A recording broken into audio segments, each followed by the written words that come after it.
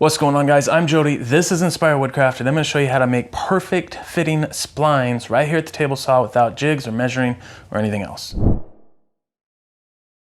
Now, if you saw my last couple videos, this is going to be very familiar to you. I showed you guys how to make perfect blade width shims for table saw joinery. It wasn't until I uploaded that video that it dawned on me that we also made perfect blade width splines. But the problem is that people searching the internet for how to make a perfect blade width spline aren't necessarily going to come across that video. And I wanted to make sure that we shared this tip with those people as well.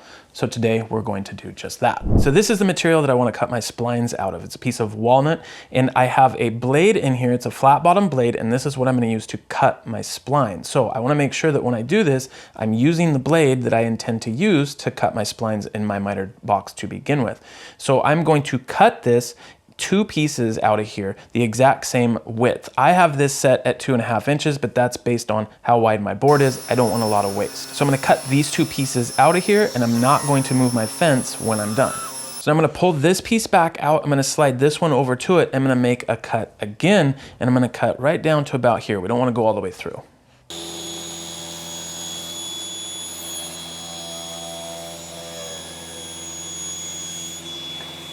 Now this piece is what I'm going to actually cut my spline material out of. This piece that we cut most of the way through, I'm gonna flip it over this way, and then I'm gonna flip it over end for end. I'm gonna slide this right back in here. Then I'm gonna take this piece and slide it up against it just until I get to this little notch right here. I don't want it up over the notch, I just want it into that notch. Now I'm gonna push both of these pieces through, again, not quite going to the end.